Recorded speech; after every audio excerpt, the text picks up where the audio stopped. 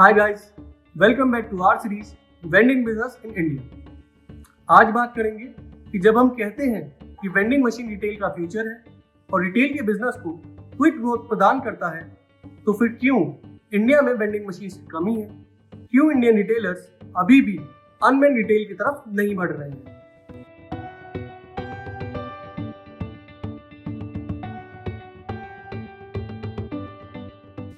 तो सवाल आता है ये कि जापान में जब हर 21 लोगों के ऊपर एक वेंडिंग मशीन है, तो इंडिया में 10 लाख लोगों से ऊपर पर भी एक वेंडिंग मशीन की। हालांकि जापान की सक्सेस वेंडिंग मशीन स्टोरी हम कवर करेंगे इसी सीरीज में, पर आज बात करते हैं अपने देश भारत की।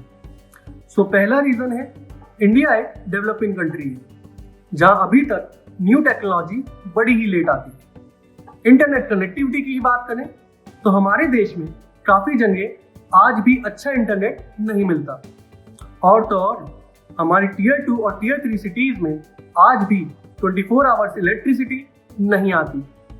ये दोनों ही सबसे ज्यादा प्राइमरी नीड है वेंडिंग मशीन को सेटअप करने के लिए। दूसरा सबसे बड़ा रीजन है, भारत में लेस स्किल्ड और सस्ती लेबर इजीली अवेलेबल है। हमारे देश में आज भी इलिटरेसी की परसेंटेज काफी ज्यादा है डेवलपिंग नेशंस के कंपैरिजन में।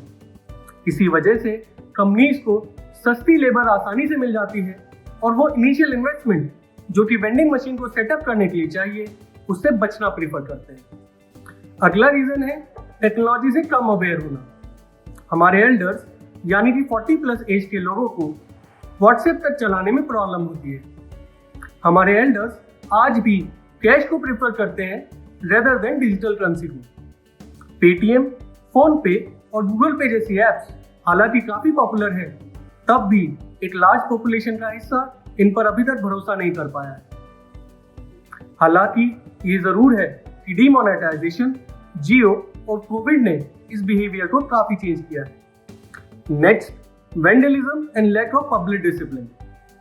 आप सभी ने तेजस एक्सप्रेस की न्यूज तो सुनी ही होगी कि कैसे हमारे अपने ही लोगों ने गवर्नमेंट द्वारा शुरू की गई देश की पहली सेमी लग्जरी ट्रेन को कितना एक्सप्लॉइट किया था। हेडफोन्स, एलईडी स्क्रीन्स, यहां तक कि बाथरूम से टैप तक की चोरियां हुई।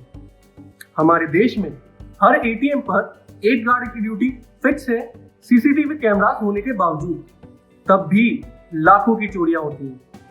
तो ऐसे में एक अनमेन स्टोर यानी कि वेंडिंग मशीन को बिना सुपरविजन के किसी स्थान पर रखना एक बड़ा ही रिस्की फैक्टर बन जाता है।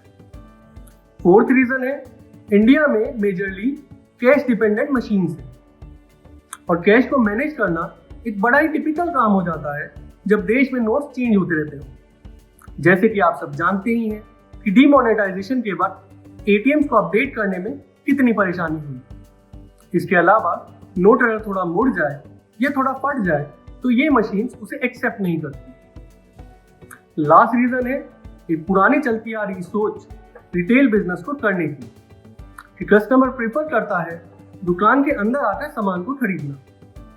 हालांकि हमने देखा है कि लोगों ने जोमेटो और स्विगी को कितना प्रेफर किया, जियो मार्ट और बिग बास्केट को कितना पसंद किया, और अमेजन और फ्लिपकार्ट का सक्सेस तो किसी से छुपा ही नहीं है।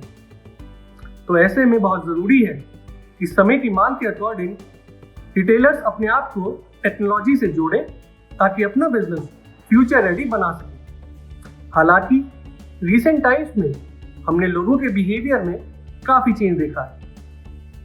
आज लोग डिजिटल पेमेंट करना ज्यादा पसंद करते हैं। इंडिया जो कि एक यूथ कंट्री है, टेक्नोलॉजी को एक्वायर करने में थोड़ी तेज हुई है, और वेंडीफाई जैसी pure technology companies vending machine को स्मार्ट और डिजिटाइज बनाती हैं। तो जैसे एक समय पर मोबाइल रिचार्ज शॉप हुआ करती थी, पर आज लोग अपने फोन से ही रिचार्ज कर लेते हैं, तो ये कहना कि आने वाले समय में अनमेन्ड स्टोर्स और वेंडिंग मशीन ही देखने को मिलेंगी, तो ये बिल्कुल सही होगा। सो इस वीडियो में इतना ही। आप हमें कांटेक्ट कर सकते हैं vendify.in पर जाकर, या फिर मेल करके और कमेंट बॉक्स में टाइप करके भी आप अपने फीडबैक्स और सवाल भेज सकते हैं। बहुत बहुत धन्यवाद वक्त देने के लिए। अगले इंफॉर्मेटिव एपिसोड के लिए बेल आइकन को दबाना ना भूलें।